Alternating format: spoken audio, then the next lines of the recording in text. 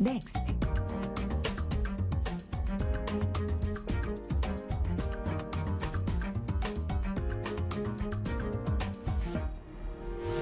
의견 있는 경제 채널 SBS 비즈. 애터미는 $10,000,000의 후원금을 전 세계 어린이들에게 기부하는 것으로 한국 컴패션과 첫 동행을 시작합니다. 큰 돈을 쥐고 있는 그것은 올바르지 않다. 빨리 이것이 제대로 쓸 수 있는 곳에 흘러가야 된다. 그것이 뭐 특별해서라기보다는 당연한 거라고 저는 그렇게 생각을 하거든요. 전 세계 어린이를 돕는 컴패션의 70년 역사상 최대 금액 기부로 세상을 놀라게 한 기업이 있습니다. 미화 $10,000,000. 이 통 큰 기부의 주인공은 오래전부터 크고 작은 나눔을 해왔던 기업이죠. 합리적인 가격으로 좋은 물건을 공급하는 유통업체로 올해 $3억 수출탑을 쌓은 견실한 기업이기도 합니다. 나눔을 우선하면서 지속적인 성장을 이끌어올 수 있었던 이 기업의 원동력은 무엇일까요? 이 사무용 의자에 그 비밀이 숨어 있습니다.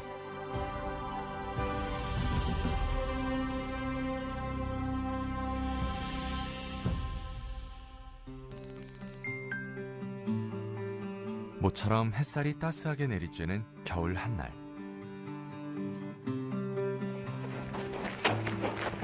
뛰고 하나 둘 뛰고 아시겠죠? 코치의 지시에 따라 훈련에 여념이 없네요. 여자 축구단 선수들이 모양입니다. 여기 인이죠. 이쪽은 여기가 아웃.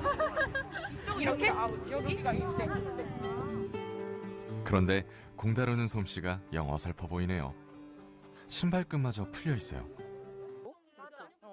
시작한 지는 얼마 안 됐는데 재밌어요. 일단 같이 업무를 하지 않는 이상 서로 만날 기회가 없는 경우가 많아요. 운동을 하면 사실 더 친밀한 관계가 될 수 있잖아요. 그래서 그런 부분도 있는 것 같고 무엇보다 그냥 스트레스를 풀 수 있는 환경을 회사가 제공해 준다는 게 그냥 제일 감사한 부분인 것 같아요. 훈련은 퇴근 이후는 물론 업무 시간에도 가능합니다. 직원들의 표정이 유난히 밝은데요. 이유가 뭘까요? 제가 6년 차인데 비슷한 시기에 취업했던 다른 친구들이 일하고 있는 기업들이랑은 확실히 많은 차이가 있는 것 같고요. 그냥 저희 회사 이런 문화가 있고 지원이 있다는 거를 말해주는 것만으로도 놀라는 친구들이 상당히 많은 것 같아요. 비슷한 시각, 체육관에서는 농구가 한창입니다. 꽤 오래된 사내 농구 동아리죠. 레포츠 전문 회사도 아닌데 일들은 안 하고 모두들 스포츠를 즐기고 있습니다. 진짜 말 그대로 놀다가 일하고 싶을 때 일해야지 진짜 진심으로 일에 대해서 이제 접근을 할 수 있고 또 일에도 진심이 될 수가 있거든요. 맞습니다. 저희 노는 데 진심입니다. 흔히 볼 수 없는 승마장도 있습니다. 여가 활동으로 쉽게 즐길 수 없는 승마인데요. 말 확보도 쉽지 않고 전문 교육을 따로 받아야 해 일반인에겐 접근성이 떨어지는 취미죠. 승마 역시 직원들 마음대로 이용할 수 있습니다. 지금 원래 근무 시간이잖아요.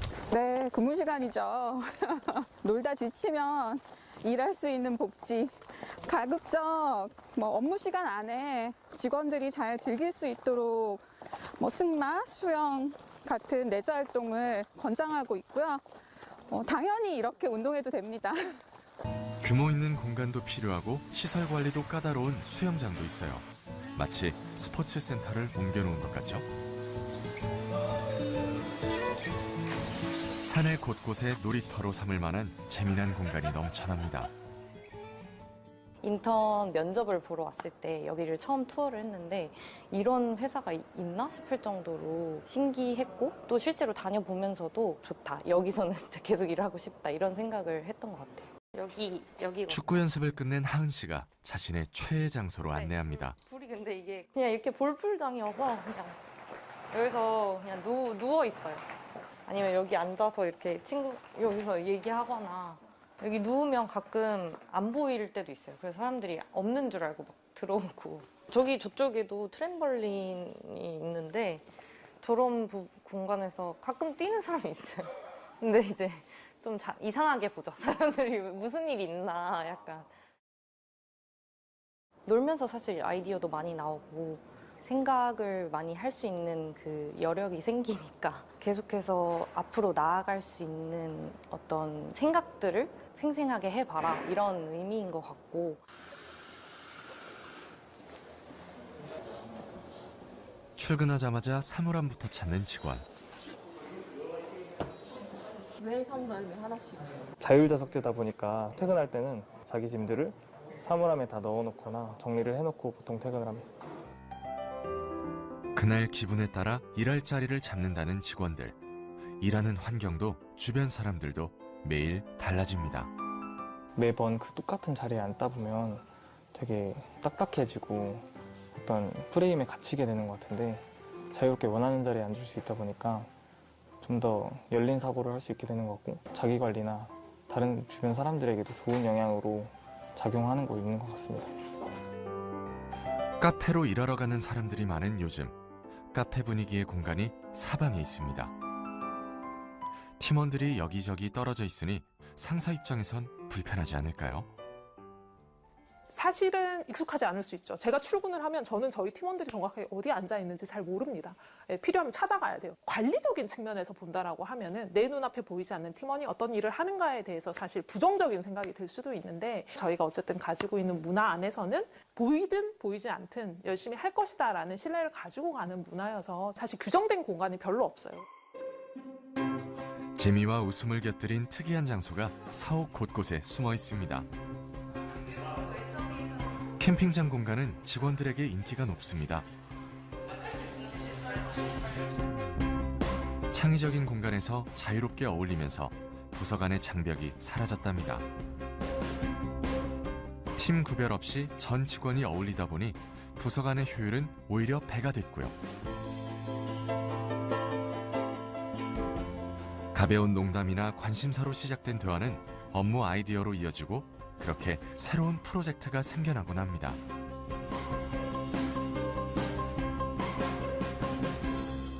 기업의 의뢰를 통해 창의적인 공간을 설계한 김동진 교수. 이게 안에 공간까지 다 만들어서요.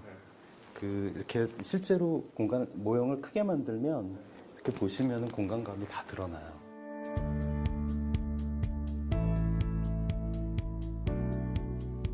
건축주와 건축사의 생각을 맞추는 일은 꽤 어려운 작업입니다. 사옥은 그 기업의 상징, 기업의 철학을 형태와 공간으로 구현해내는 것이라 할 수 있습니다.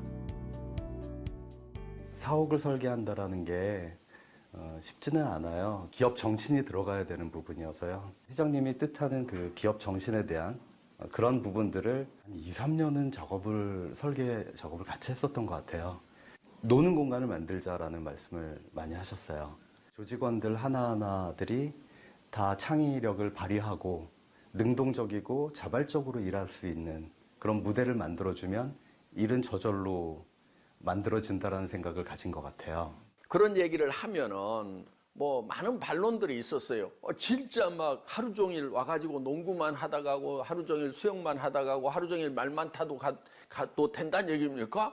그래. 난 그렇게 해도 된다고 생각한다. 왜 제가 그렇게 하냐면은 그렇게 사는 것이 효율적이기 때문에 그렇게 사는 거예요. 월화수목금 꾸역꾸역 9시 되면 막 부지런히 출근하고 퇴근하고 그것이 과연 효율이 나겠는가 하는 그런 측면에서 봤을 때는 직원들이 너무 일에만 빠져 있으면 안 된다. 사원 중심의 놀이터 사옥이 완성되기까지 꼬박 10년이 걸렸습니다. 박한길 회장의 가장 큰 꿈이 이루어졌죠. 준공식 날 누구보다도 이렇게 기뻤던 그런 기억이 납니다. 놀이공간 안으로 들어간 사무실 이런 컨셉이었어요. 그리고 그 놀이공간에다가 책상을 놓고 일을 한다고 생각을 하자. 건축도 꿈을 꾸는 일이라고 생각을 해요. 창의적인 생각을 끌어내는 공간, 그리고 많은 사람들이 함께 소통하고 협력할 수 있는 공간을 만드는 것. 어떻게 보면 가장 추상적일 수 있는 꿈들을 현실화하는 과정에서 새로운 장소가 나오지 않나 그렇게 생각이 드네요.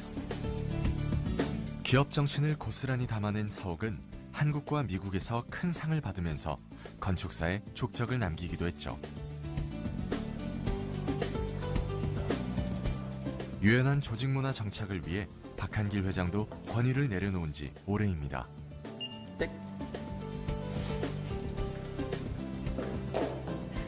신나게 달려와 가장 먼저 회의실에 도착한 회장님.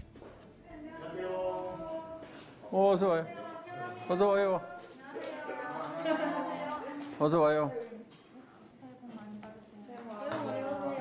아, 복 너무 많이 받았어. 어? 어제 커피 쏘셔가지고. 다 가져가. 나 그만 받아도 돼. 아주 처음에 썼던 글씨. 프로젝트가 생기면 수시로 나타났다 사라지는 회의. 이 사안에 대해 가장 잘 아는 직원이 책임자입니다.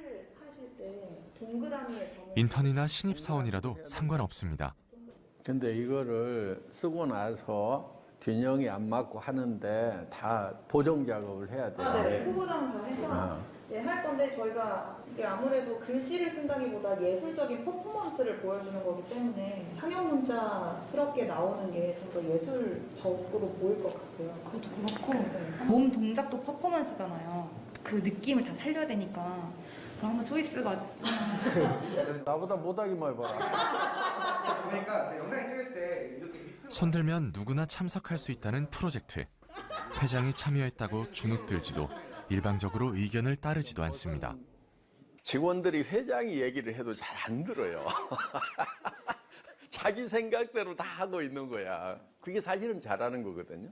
저한테 말 안 듣고 빡빡 우기고 달라드는 직원을 저는 매우 아낍니다. 나 회장 계급장 떼고 맞짱 뜨면은 그거 쾌감이 있잖아요. 그냥 져줄 생각은 없어요. 예, 안 져주거든요. 같이 한바탕 붙어가지고 저를 이겨먹는 직원이 있으면은 기분이 좋죠.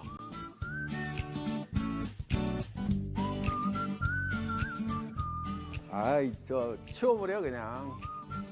칸막이가 질비한 이곳은 박 회장이 특별히 신경 쓰는 공간입니다. 이거를 만든 의미가 짱 박혀서 쉴 수 있는 공간이었는데 여기 발을 못 뻗잖아. 여기는 잘했네. 한쪽으로 치워가지고.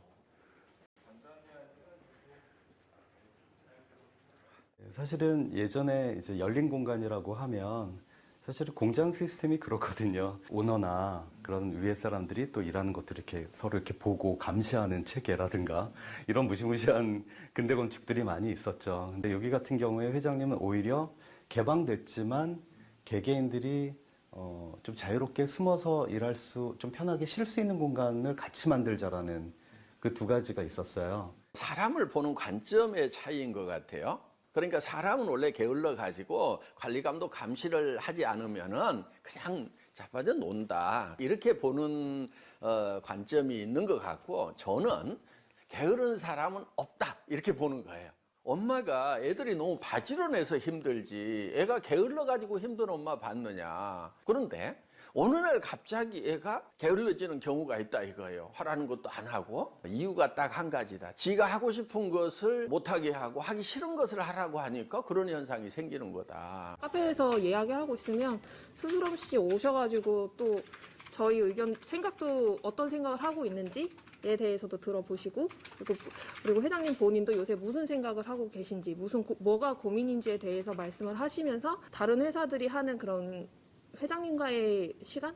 원래 회의? 이런 그런 훈화 말씀 같은 것보다 오히려 그렇게 수시로 만드는 소통 시간이 직원들한테 더 먼저 더 깊게 다가오는 건 있어요. 아니, 알아서들 한다고 안 찾아오니까 다른 회사는 사인을 받아야 일을 하는데, 그러니까 가만히 앉아 있어도 들고 올 수밖에 없는데 우리는 그냥 제 사인 없이도 다 집행을 할 수가 있어요. 그러니까 잘 안 찾아와. 선결제도 회사의 중심 문화입니다. 상명하복 문화가 없어 일을 추진하고 만들어내는 권한은 모두 직원 개개인에게 있습니다. 자장격지라는 어떤 그 내부적인 그런 캐치프레이즈가 있습니다. 장수가 된다는 말은 자기가 그 의사결정의 주체가 돼서 일을 하라는 말이기 때문에 직원이 가지고 있는 권한을 본인이 최대한 제대로 발휘하는 것이 책임을 다하는 거다. 그런 권한을 행사해서 발생되는 성과가 회사의 몫이 되는 거 아니겠습니까? 그렇게 함으로써 생기는 어떤 여러 가지 문제점에 대한 책임도 회사가 떠안는 것이 마땅하다. 특이하게도 이 회사의 의자는 모두 같은 모델입니다. 사무용 의자 중에서는 최고급 의자죠.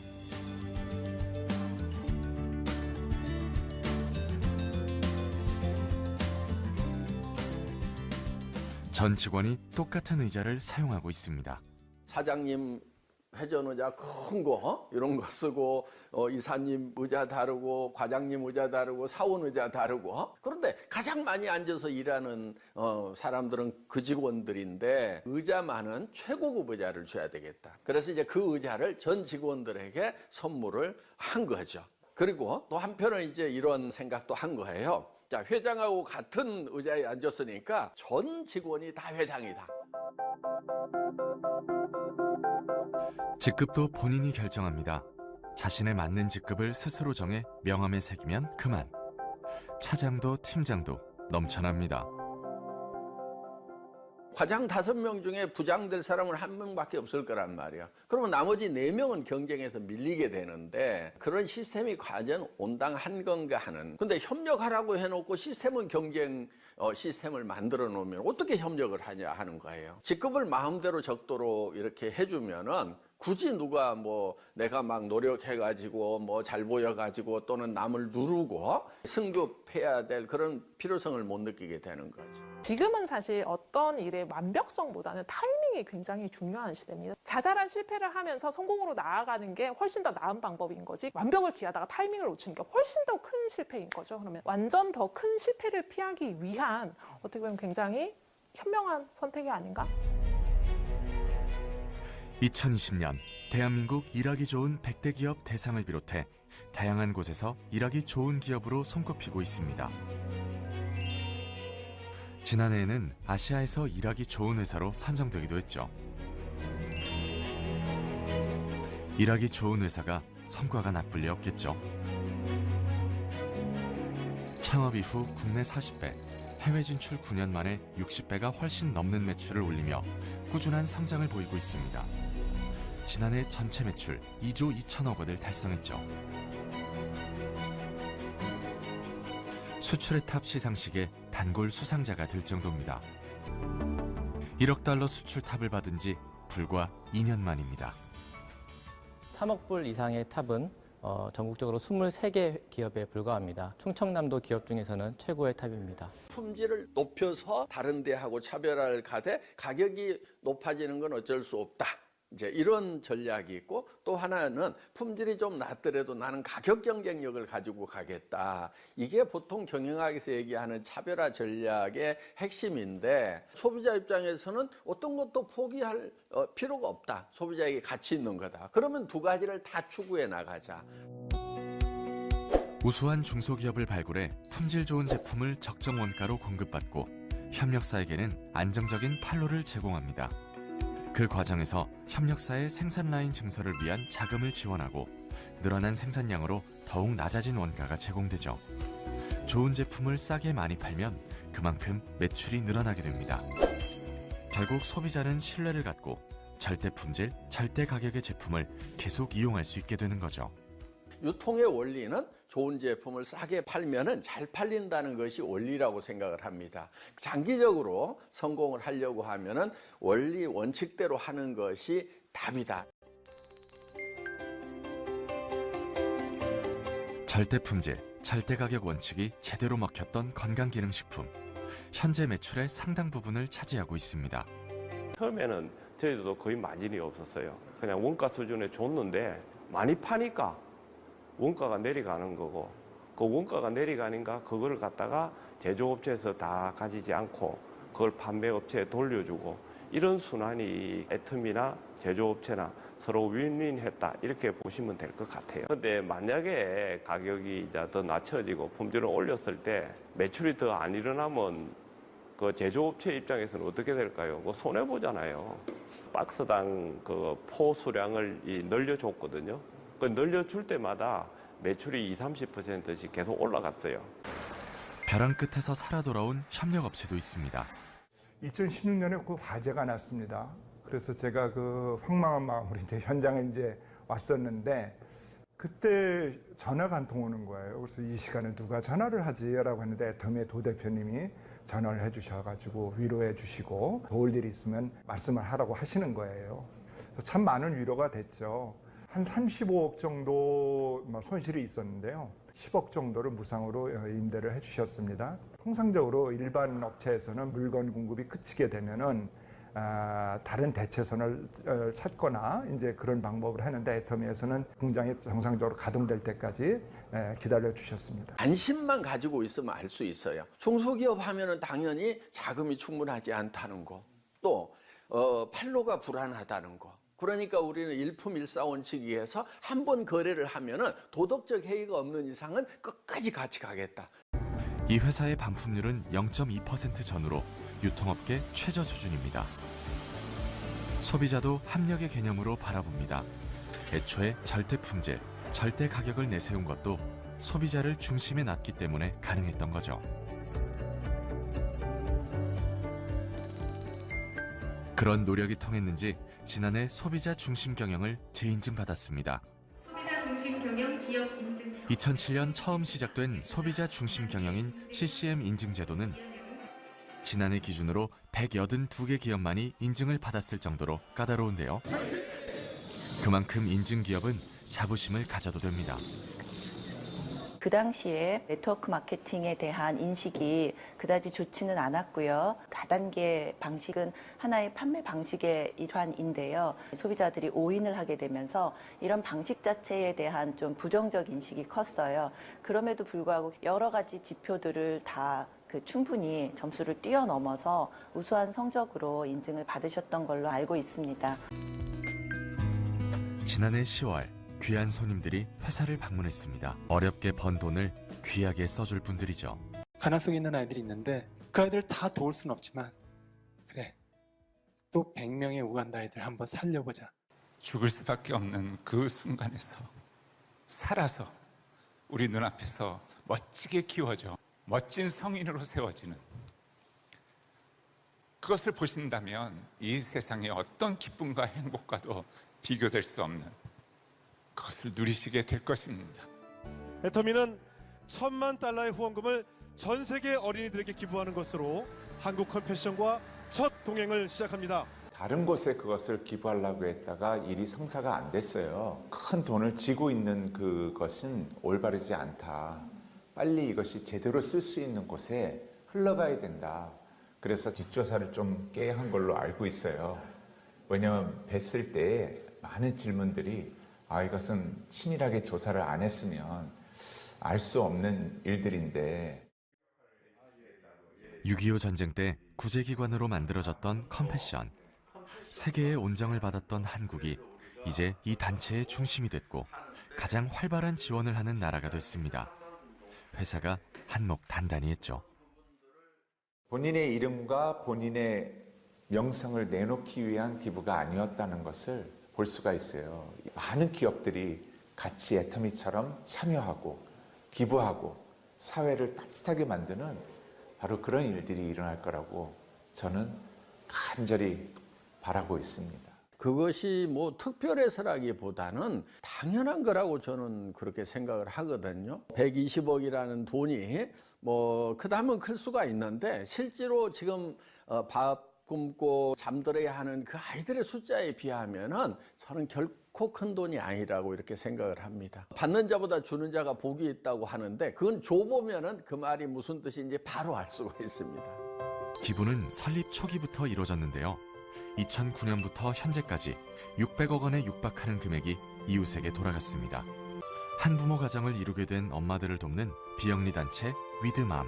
5년 전쯤이었는데 대표님께서 연락이 오셨어요. 전혀 모르는 상태였고 본인이 대표라고 밝히지도 않으셨죠. 그냥 문자로 연락 와서 후원을 하고 싶은데 이렇게 얘기를 하시길래 저희가 그때 정식 법인이 아니라서 기부금 영수증이 안 될 때였어요. 그래서 기부금 영수증도 안 된다 했더니 왜 활동을 오래 했는데 안 되냐 해서 그럼 법인을 설립할 돈이 없습니다 라고 얘기를 드렸고 그럼 알겠습니다 하고 전화를 끊으시더라고요. 그리고 며칠 뒤에 대표님이 오셨더라고요. 그러니까 저희 얘기를 들으시고는 법인을 만들 수 있게끔 좀 벌판을 만드는 일을 본인께서 도와주고 싶다고 말씀하셨고 그렇게 해서 저희가 법인을 만들게 된 거였죠.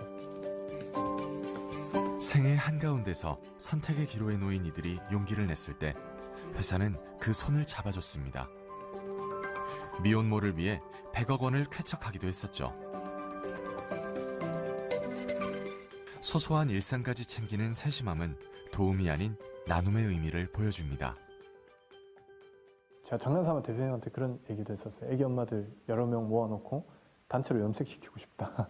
본인이 원하는 브랜드가 있을 거고 본인이 원하는 옷이 있을 건데 거기에 맞춘 것들을 좀 해주고 싶다라고 말씀드렸는데 또 대표님이 또 굉장히 흔쾌히 알겠다고 해주시더라고요. 어떨 때는 애터미가 헷갈릴 때도 많죠. 사실은 기업이 아니라 저희 같이 비영리 단체를 하는 단체인가 헷갈릴 때도 있을 만큼 굉장히 적극적이시고 또 좋은 일에 있어서는 공격적으로 함께 해주시고 가까운 곳부터 작은 것부터 지금 당장 회사 나눔의 기본 원칙입니다. 나눔이 부수적 활동이 아니라 기업이 존재하는 본질이고 자연스러운 문화란 생각이죠. 제가 입사했던 10년 전과 지금이 크게 다르지 않은 것 같아요. 회사가 이것들 하기 위해서 더 돈을 열심히 벌자라는 모토가 회사 전반에 흐르는 것을 좀 느낄 수 있는 것 같아요. 기업 문화의 확산은 해외 사업에도 이어지고 있습니다. 해외 시장에서 대중명품에 부합하는 제품을 찾아서 회사의 글로벌 판매망을 통해 공급하겠다는 GSGS 전략. 현지 경제에도 상당한 이득이 되고 있습니다. 제품이 입소문이 나면 해외 진출을 요구하는 현지 목소리가 높아지면서 자연스럽게 현지 법인이 설립됩니다. 절대 품질, 절대 가격으로 소비자의 마음을 사로잡고 현지에서 번 돈은 현지인에게 돌려주는 전략을 쓰고 있죠. 선도 기업들은 미래를 위해 환경보호, 사회공헌, 지배구조 전환을 우선하는 ESG로 경영 형태를 바꾸고 있습니다. 그중 환경보호는 기업이 당장 해결해야 할 1순위 과제, 몸살을 앓고 있는 지구를 위한 해법을 고민하고 있죠. 필연적으로 포장재 쓰레기를 양산할 수밖에 없는 유통업. 지난해 초에 시작한 친환경 스마트 패키징 솔루션은 그런 고민 끝에 나온 작은 해결책입니다. 저희가 애터미와 협작해서 만드는 박스는 친환경 박스라고 보시면 될 것 같습니다. 이 박스는 화학약품을 사용하지 않은 친환경 소재 물 공법을 활용한 박스로서요.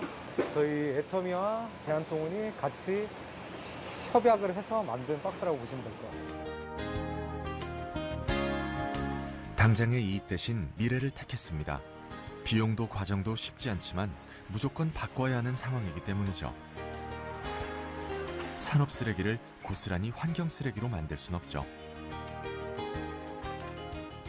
작년 1년 동안 운영한 결과 플라스틱 사용량을 230톤가량 감축할 수가 있었고 이 부분에 있어서 좀 원가적인 측면은 한 2배에서 3배 정도 올라갈 수는 있는데 고객들을 위해서 이만큼 친환경적인 서비스를 제공함에 있어서 그런 부분을 잘 캐치하고 시대 트렌드에 따라서 많이 적응하는 기업이라고 판단하고 있습니다.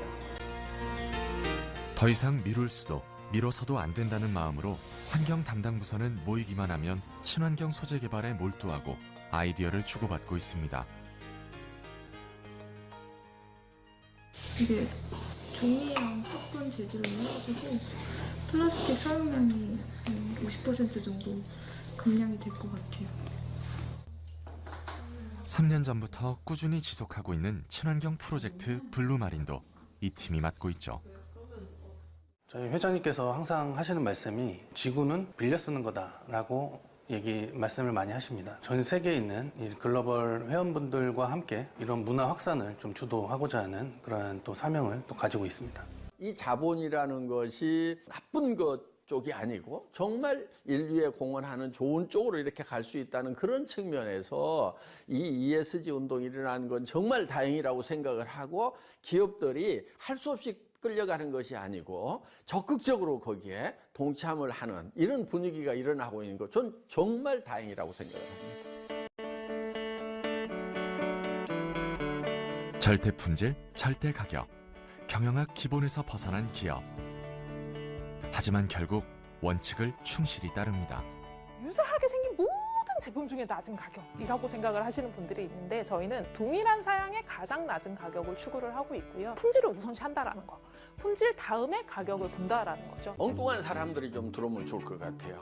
그래서 제가 생각 못했던 그런 것들을 좀 하겠다는 그런 직원들이 좀 들어왔으면 좋겠다. 꿈 하나밖에 없던 그 시절에도 정직과 선함으로 성장을 해왔고 앞으로도 이 정직과 선함으로 꾸준하게 해나갈 겁니다. 누가 알아주든 알아주지 않든 그렇게 해나가는 것이 애터미에 가야 될 길이라고 생각을 합니다.